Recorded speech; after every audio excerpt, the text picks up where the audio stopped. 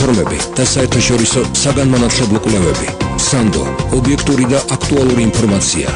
დრო გამოცდებიდან გამოცდებამდე ჩვენთან ერთად გადის. გადაცემა გამოცდებიდან გამოცდებამდე თეიკო ანჯაფარიძესთან ერთად. საინფორმაციო მხარდამჭერი შეფასებისა და გამოცდების ეროვნული ცენტრი. შუადღემ მშვიდობისა, თქვენ უსმენთ რადიო იმედს და ეს არის გადაცემა გამოცდებიდან გამოცდებამდე. სტუდიაში თეიკო ანჯაფარიძე ვიწყებ მუშაობას, კიდევ ერთხელ მოგესალმებით. გადაცემა გამოცდებიდან გამოცდებამდე თეიკო ანჯაფარიძესთან ერთად. დღეს ჩვენ ვისაუბრებთ ორ ძირითად თემაზე. გადაცემის პირველ ნაწილში დროს დავუთმობთ ქართული ენისა და ლიტერატურის გამოცდას. ჩვენი სტუმარი შეფასებისა და გამოცდების ეროვნული ცენტრის ქართული ენის ჯგუფის ხელმძღვანელი გოგი მაჭავარიანი იქნება. გადაცემის მეორე ნაწილში ჩვენ უკვე ზოგად განათლებას შევეხებით და ჩვენი სტუმარი იქნება სკოლა პროგრესის დამფუძნებელი და ხელმძღვანელი ნინო ჩიკვაშვილი. დაგვიკავშირდით გადაცემის მსვლელობისას ტელეფონის ნომერზე 2921188 ან 2921188. დაუბრუნდით გადაცემის პირველ თემას და ძირითად თემას. დღეს ჩვენ ვისაუბრებთ გადაცემის პირველ ნაწილში ქართული ენისა და ლიტერატურის გამოცდაზე. ბატონო გოგი, მოგესალმებით და პირველ რიგში დიდი მადლობა სტუდიაში მობრძანებისათვის. მოგესალმებით თქვენს რადიო მსმენელებს. ბატონო გოგი, თებერვლის დასაწყისია, დუღილის ტემპერატურა იზრდება.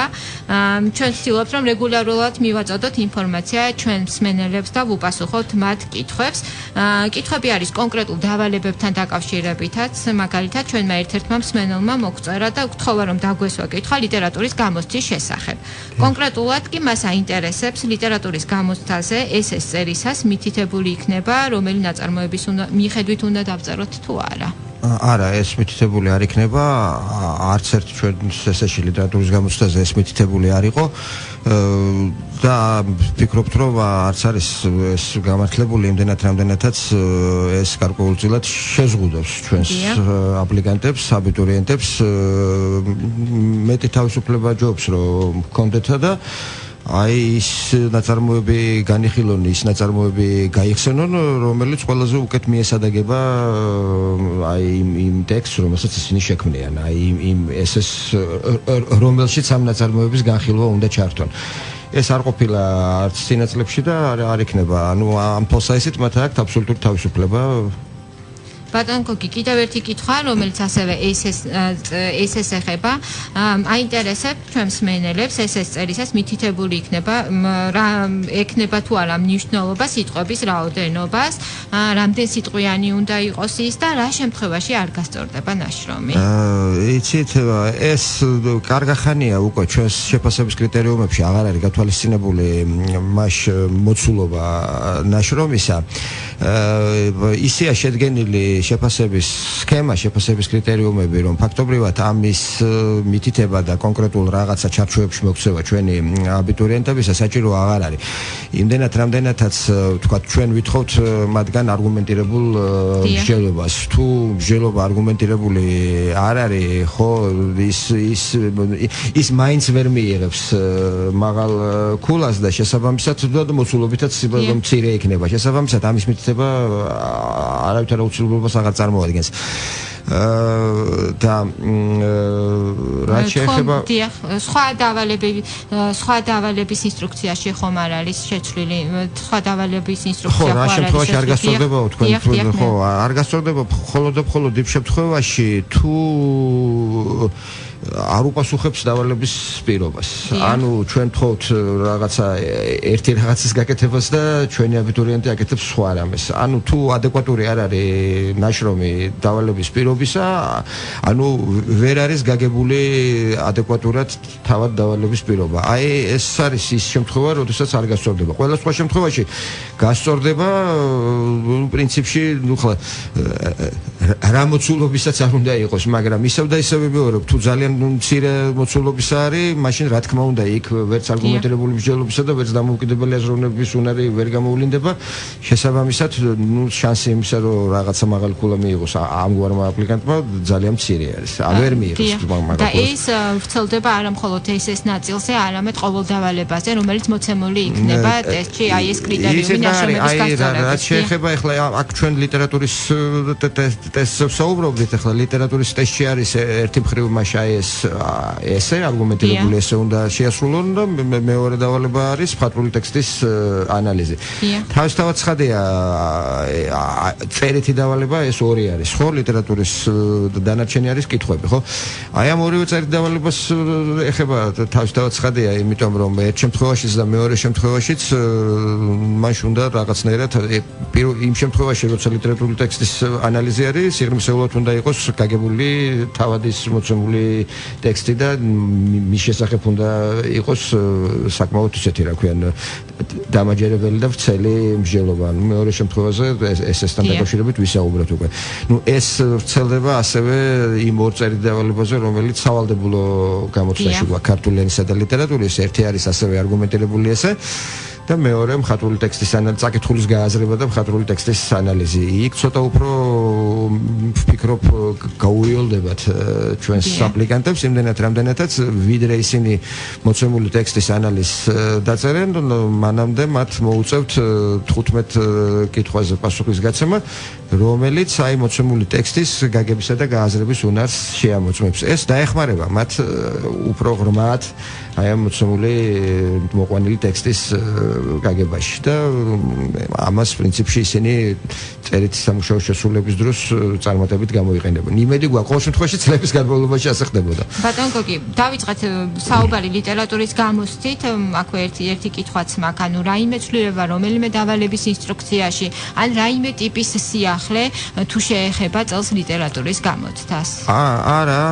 ლიტერატურის გამოცდა წელსაც იქნება 80 ქულიანი, როგორც იყო წინა წლებში, ის იქნება შემდგარი 30 ქულიანი ბლოკით, რომელიც ლიტერატურის ცოდნას თქვათ ასე შეამოწმებს გავლილი მასალის, ხო, რომელიც სკოლაში ისწავლეს და 50 ქულიანი ბლოკი იქნება 25 და 25. აი ეს ორი წერითი დავალება, რომელთა შესახებაც უკვე ვისაუბრეთ.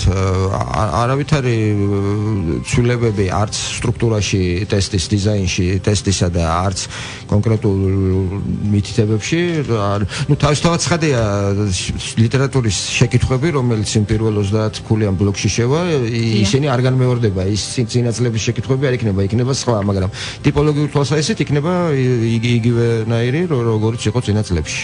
რაც შეეხება უკვე სავალდებულო გამოცდას, ქართული ენისა და ლიტერატურის გამოცდას, აქ თუ უნდა ველოდოთ რაიმე ტიპის სიახლეს, გულისხმობ როგორც ტესტის შინაარსობრივ ნაწილს, ასევე სტრუქტურას. აქაც არ იგეგმება არავითარი ცვლილება, ისევე როგორც შარშან წინ, მას ეს ტესტით სავალდებულო ქართული ენისა და ლიტერატურის გამოცდა იქნება 80 ქულიანი. სამი ძირითადი ნაწილისაგან შედგება ეს ჩვენი ტესტი. პირველი გახლავთ ტექსტის რედაქტირება, რომელიც 20 ქულიანი არის. თუ არის როგორ მოხდება ტექსტის რედაქტირება, ანუ შარშან და შარშან წინ იყო? ანალოგიურად გარკვეული რაოდენობის შეცდომები იქნება, 19, 20, 18 გარკვეული რაოდენობის შეცდომა იქნება დაშვებული შეცდომა ან სტილისტური ხარვეზი, ვთქვათ ასე, რომელთა გასწორებაც მოეთხოვებათ ჩვენს აბიტურიენტებს და ეს შეფასდება სპეციალური შეფასების კრიტერიუმების მეშვეობით, რომელიც გამოქვეყნებული არის ჩვენს შარშანდელი კრიტერიუმები ფაქტობრივად იმეორებს. დიახ. აი იმას რაც იქნება წელს. მეორე დავალება გახლავთ არგუმენტირებული ესე, ეს ვიცით სხვა შორის ძალიან საინტერესო კვლევა ჩატარდა ჩვენი არგუმენტირებული ესეს შესახებ 2013 წლის ჩვენ ტესტის არგუმენტირებული ესეს ორი დავალება გამოიყენეს ძალიან ფართომასშტაბიანი კვლევისათვის გენდერული თანასწორობის შესახებ. ეს ძალიან საინტერესო მასალას იძლეოდა. ეს რატო ვამბობ ამას? აქ არის ესეთი განყენებული თემები, განყენებული საკითხები, ხო, არა, მაგალითად, აი ისევ იმას თუ მიუბრუნდებით 2013 წლისას იქ იყო ვთქვათ უნდა მონაწილეობდნენ თუ არა ქალები, ქალბატონები პოლიტიკაში და რა დოზით არსებობს თუ არა, მეორე დავალება იყო არსებობს თუ არა სპეციფიურად ისეთი იმგვარი პროფესიები, რომლებსაც ქალები რომლებიც წმინდა მამაკაცური პროფესიებია და რომლებიც არ შეიძლება რომ მას ქალებმა აითვისონ. ხო, აი ამ ტიპის რაღაცა და შეიძლება იყოს ვთქვათ რაღაცა იმგვარი საკითხები, რომლებიც რომლებიც რომლებიც ნაფიქრი აქვს ჩვენს აბიტურიენტებს დაუშვათ აქტუალური თემები ისეთი ზოგადი თემები, რომელთა შესახებაც ჩვენმა აბიტურიენტებმა საკუთარი მოსაზრებები უნდა გავყოთ. ან უნდა დაეთანხმონ თქვათ იმას, რომ უნდა მონაწილეობდნენ ქალები, ან უნდა უარყონ და შემდეგ დაასაბუთონ ეს თავიანთი თვალსაზრისი და მესამე დავალება გახლავთ, აი რომელზეც უკვე გაკვირით ვისაუბრეთ, ეს გახლავთ საკითხული ტექსტის გააზრება და წერითი დავალება, მხატვრული ტექსტის ანალიზი. აქ ჩვენ გვაქვს ორი ტექსტი გვექნება მოცემული, ერთი პროზაული, მეორე უпроსწორად პოეტური და პროზაული და მათ ახლავთ 15 შეკითხვა, რომლებიც აი ამ ტექსტების გაგებასა და გააზრებას შეამოწმებს და შემდეგ სამი მითითება, რომელთა მიხედვითაც ამავე ტექსტის მასში მხატვრული ანალიზი უნდა შეასრულონ ჩვენმა აბიტურიენტებმა. მათ უნდა აირჩიონ ან პროზაული ტექსტი უნდა აირჩიონ, ან პოეტური ტექსტი და მერე აი ამ ტექსტზე უნდა შეასრულონ როგორც საკითხulis გააზრების დავალებები, რომელიც არის აი ეს არჩევით პასუხიანი ეგრეთ წოდებული დავალებები, 4 პასუხიდან სავარაუდო 4 პასუხიდან უნდა სწორი ამოარჩიონ და მასში შემოხაზონ. და მერე შეასრულონ სამი მითითების მიხედვით ამავე ტექსტზე მასში მხატვრული ტექსტის ანალიზი. როგორია შეფასების კრიტერიუმი, გულისხმობ არგუმენტირებული ესეს ნაწილს? 20 ხულიანი გახლავთ არგუმენტირებული ესეს ნაწილი, 7 მასში კრიტერიუმისაგან შედგება, რომელიც ითვალისწინებს ენობრივ მხარესაც, რომელიც ითვალისწინებს აზროვნების ორიგინალობასაც, რომელიც ითვალისწინებს არგუმენტირების უნარსაც და ასე შემდეგ. აი ესეთ 7 ასპექტის მიხედვით შეფასდება სულ 20 ქულა მაქსიმალურად შეუძლიათ მიიღონ აი ამ არგუმენტირებული ესეს ნაწილში და მხატვრული ტექსტის ანალიზი გახლავთ 9 კრიტერიუმისაგან შემდგარი 25 ქულიანი. ხო, არაპროგრამული თუ პროგრამული. არ არის გამორიცხული, რომ ერთი იყოს არასაპროგრამო, მეორე საპროგრამო ტექსტი, მაგრამ იცით რა არის, ეს ახლა ერთი შეხედვით რაღაც არჩევინებთო გკითხავენ თუ საპროგრამოა, იგულისხმება რომ პრინციპში წესთა და რიგით ის საპროგრამო ტექსტი უნდა აირჩიონ. თუმცა მთლად ასე არ არის ხოლმე, იმიტომ რომ აი მაგალითად საპროგრამო ტექსტები შესაძლოა იყოს ძველი ქართული ლიტერატურის ნიმუშები, ხო, რომლებიც ენობრივ თვალსაზრისით საკმაოდ რთული არის და აი არასაპროგრამო კიდე მაშინ რა ვიცი რომ რომელიღაცა თანამედროვე მწერლის მოთხრობის ამონარიდი, რომელიც პრინციპში შესაძლოა აბიტურიენტისათვის სიღრმისეული გაგების თვალსაზრისით, ხომ, უფრო იოლი აღსაქმელიც იყოს, ვიდრე ის საპროგრამო, რომელიც გავლილი აქვს. ამიტომ აზრი აი ამ არჩევანის დატოვებას აქვს ნამდვილად და ასე აპრიორი თქმა იმისა, რომ მაინცსა და მაინც საპროგრამოს აირჩევენ და არ შეგვიძლია აი ჩვენი წინა წლების გამოცდილება სწორედ ამას გვეუბნება, რომ ძალიან ხშირ შემთხვევაში სწორედ არასაპროგრამოს ირჩევენ, იმიტომ რომ იმის შესრულება უფრო ეიოლებათ. ბატონ გოგი, გადავიდეთ პედაგოგების გამოცდაზე 2016 წლის ზაფხულის გამოცდებს შევეხოთ. ხომ არ იგეგმება აქაც გარკვეული ტიპის სიახლეები და მინდა რომ ყურადღება გავამახვილოთ ქართული როგორც მეორე ენა, ეს არის ოდნავ განსხვავებული ფორმატი. რა რეკომენდაცია გექცევთ? გვარიანად განსხვავებული ფორმატი გახლავთ ვიდრე ქართული ენისა და ლიტერატურის, ანუ ქართული სკოლის მასწავლებლების საგნობრივი გამოცდა რომ არის აი ემისაგან. ეს გახლავთ გამოცდა ქართული ენის მასწავლებლებისა არაქართულენოვან სკოლებში. ეს გამოცდა გახლავთ 100 ქულიანი და იგი 5 ნაწილისაგან შედგება. ეს გახლავთ კითხვა, წერა, მოსმენილი ტექსტის გაგება და გააზრება, ლაპარაკი, მეტყველება, რომელიც ჩაიწერება და მე ეს ჩაწერილი მათი საუბარი შეფასდება და ქართული ენის ბლოკი, ქართული ენის აკადემიური ცოდნის ბლოკი, რომელიც შეიცავს ქართული ენის გრამატიკის საკითხებს, ლექსიკოლოგიის საკითხებს, სტილისტიკის საკითხებს და ასე შემდეგ. აი ამ 5 ნაწილისაგან შედგება და თითოეულ აი ამ ნაწილს, თითოეულ ამ მონაკვეთს გააჩნია მინიმალური კომპეტენციის ზღვარი. ეს გახლავთ მაქსიმალური ქულების, აი იმ ნაწილის მაქსიმალური ქულის 40% პლუს 1 ქულა. და 4-ვე ნაწილში აუცილებელია რომ გადალახონ, დიახ, 5-ვე ნაწილში აუცილებელია რომ გადალახონ მინიმალური კომპეტენციის ზღვარი და ასევე აუცილებელი არის რომ მთლიანად ტესტშიც გადალახონ მინიმალური კომპეტენციის ზღვარი, რომელიც გახლავთ 60% პლუს 1. ანუ 61 ქულა მინიმუმ მაინც უნდა დააგროვონ მთელ ტესტში და ასევე ყოველ აი ამ 5 მონაკვეთში ცალ-ცალკე 40% პლუს 1 ქულა უნდა დააგროვონ. სხვა შემთხვევაში მათ არ შეეცვლებათ ეს გამოცდა, საგნობრივი გამოცდა ჩაბარებულად. არა, ჩვენ სამწუხაროდ გვაქვს ხოლმე იმგვარი შემთხვევები, რომ აი მთლიანად ტესტში აგროვებენ 61 ქულას და მეცაც, მაგრამ რომელიღაცა ასპექტში აი ამ 5-დან რომელიღაცა მონაკვეთში არ აქვთ ხოლმე გადალახული მინიმალური კომპეტენციის ზღვარი და ეს მათ აი ჩაბარებულ გამოცდათ არ ეთვლებათ. ძალიან მოკლედ რომ გითხრათ, რაიმე რეკომენდაცია თუ გაქვთ რომ გაითვალისწინონ მსურველებმა ვისაც სურს რომ ამ გამოცდაზე გავიდეს, ძალიან მოკლედ რომ გითხრათ და რეკომენდაცია რომელსაც წლების განმავლობაში ვიმეორებთ ხოლმე და სხვათა შორის ეთყობა არ არის საჭიროც არის ეთყობა ამის გამეორება, იმიტომ რომ სულ მუდამ ხვდებით აი ამ პრობლემას. ეს გახლავთ ის რომ აი აპლიკანტები, ჩვენი კანდიდატები აი უნდა იყვნენ მაქსიმალურად ადეკვატურები დავალების პირობის. ძალიან ყურადღებით უნდა გაეცნონ დავალების პირობას და უნდა შეასრულონ ზუსტად აი ის დავალება, ანუ ზუსტად ისე მარტივად რო ვთქვათ, პრიმიტიულად რო ვთქვათ, ზუსტად იმ კითხვაზე გასცენ პასუხი, რა კითხვაც შეხვდებათ მათ ტესტის დავალების პირობაში.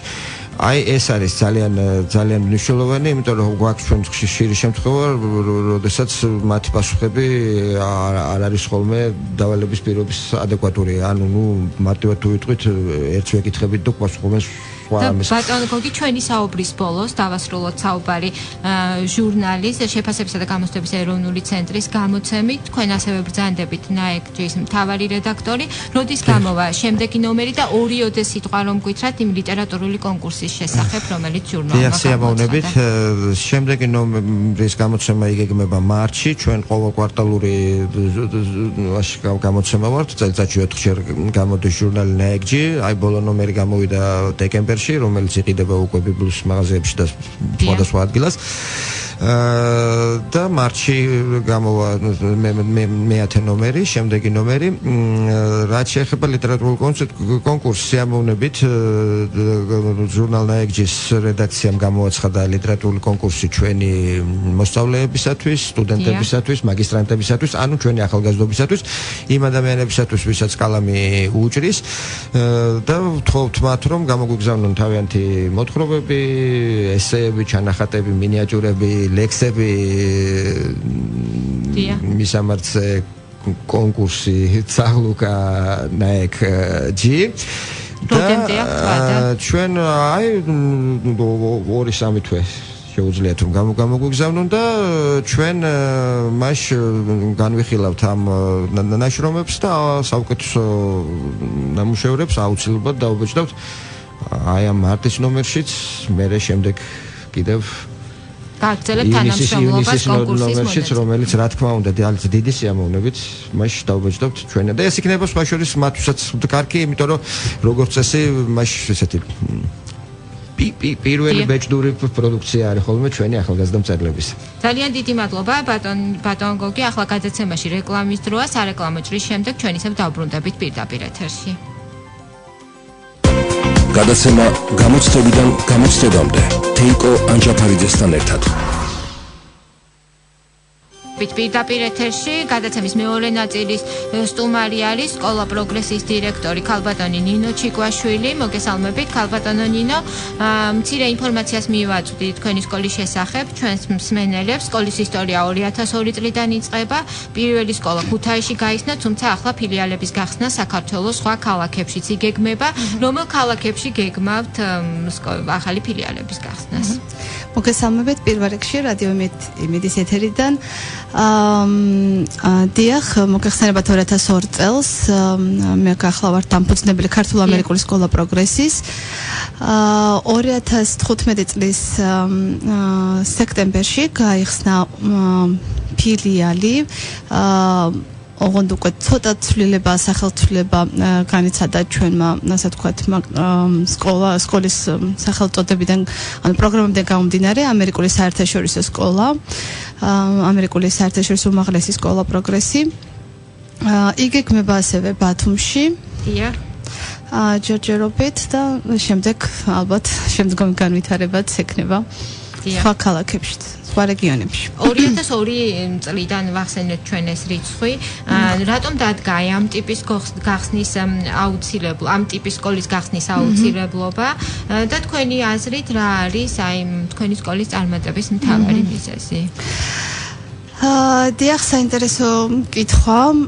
ქართულ-ამერიკული სკოლა პირველ რიგში ეფუძნება ქართულ ეროვნულ სტანდარტებს, სრულად პასუხობს ეროვნულ სასწავლო პროგრამებს და მის მთავარ ამოცანებს და მიზნებს, ხოლო ამერიკული პროგრამები ჩვენ გვეხმარება მოსწავლეების მეტი განვითარებისთვის, სრულყოფისთვის, კერძოდ საერთაშორისო ამერიკული პროგრამები აღიარებულია მთელ მსოფლიოში და მეტი პერსპექტივა და ასე ვთქვათ, შემდგომი განვითარების გარანტიები ექნებათ ჩვენს სტუდენტებს, ჩვენს მოსწავლეებს, ჩვენს კურსდამთავრებულებს, რათა მათ უფრო ფართო არჩევანი ჰქონდეთ, რათა მათ უფრო ასე ვთქვათ მეტი შეეძლოთ არჩევანი გადაწყვეტილების და თავიანთი სამომავლო კარიერის შექმნისათვის.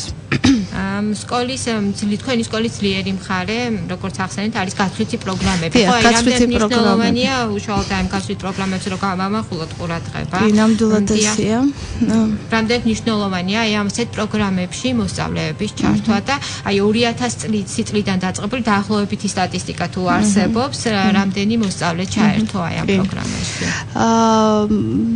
მოგახსენებთ, რომ 2002 წლიდან ნამდვილად ის პერიოდი იყო, რომ გასვით პროგრამები ძალიან რთული, ასე ვთქვათ, მოსაპოვებული იყო პარტნიორების მხრიდანაც, ინსტიტუტები, კოლეჯები არ მოდიოდნენ ეხიათ, როგორც უკვე ბოლო 5 წლის განმავლობაში ეს ხდება ჩვენთან უკვე ძალიან ინტენსიურად და მე ვიტყვი, რომ ამას აქვს გადამწყვეტი მნიშვნელობა, სასიცოცხლო მნიშვნელობაც კი, აი ძალიან მნიშვნელოვანია ბავშვი ერთვებოდეს გასვით პროგრამებში, რათა გაჰქონდეს თავისი პოტენციალი, თავისი რესურსი, თავისი კულტურა და აუცილებლად იზიარებდეს მსოფლიოს სხვადასხვა ქვეყნის როგორც განათლების, ასევე კულტურის, ასევე ხელოვნების საკითხებს. ეს მე ვთვლი, რომ ერთ-ერთი უმნიშვნელოვანესია ბავშვის განათლების, განვითარების ახსნის პროცესში. დიახ, დაახლოებით რამდენი სტატისტიკა შესაძლებლობა, ну სავარაუდო რიცხვი რო ბოლო 5 წლის მანძილზე დაახლოებით სულ მცირე 50 მოსწავლე მაინც იღებს წლიურად გასვით პროგრამებში მონაწილეობას. ეს არის გრძელვადიანი თუ მოკლევადიანი ზოგი გრძელვადიანი და ზოგი მოკლევადიანი. და რომელი კლასიდან აქვს შესაძლებლობა მოსწავლეებს ჩაერთონ ამ პროგრამაში? სხვათა შორის მე მგონი ერთ-ერთი პირველი ასე ვთქვათ ინიციატორი ვარ იმაში, რომ რაც შეიძლება ეს მცირე ასაკიდან, ანუ ჯუნიორ ასაკიდან, ასე ვთქვათ ინგლისურ ტერმინს მოვიხმარ, დავიწყოთ გასვით პროგრამები და ჩვენ სკოლაში მე-4 კლასიდან არის შესაძლებელი უკვე გასვით პროგრამებში მონაწილეობა.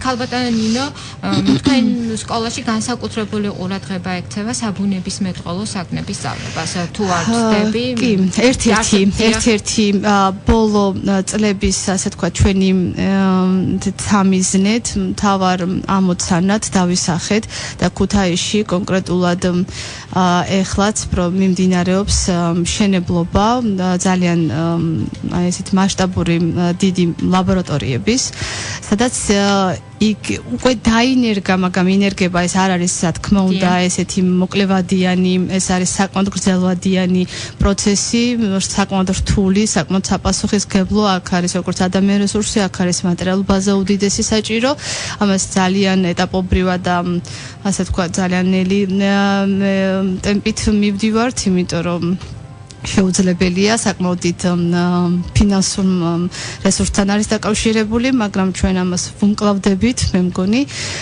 და ეს არის STEM-ის მიმართულება, Science, Technology, Engineering, Maths, რაც ანუ საბუნებისმეტყველო, ტექნიკური, მათემატიკა და გამოყენებით ფიზიკის და ინფორმატიკის, ანუ შერწყმა ინტერდისციპლინარული კუთხით ინტეგრირებული აი ამ საგნების ურთიერთკავშირი და რეალიზება პრაქტიკულ ცხოვრებაში. ეს არის ერთ-ერთი მთავარი აი ბოლო სადღაც 3 წლის ჩვენი სამიზნე, რა თქმა უნდა, უცხო ენებთან პარალელურად, ანუ ჩვენი მთავარი ასე ვთქვათ დატვირთვა მოდის უცხო ენებზე, არა მარტო ინგლისურ ენაზე, არამედ სხვა უცხო ენები, ეს არის რუსული, გერმანული, ფრანგული და შეუძლიათ ასევე აღმოსავლური ენების ამორჩევა ჩვენს მოსწავლეებს.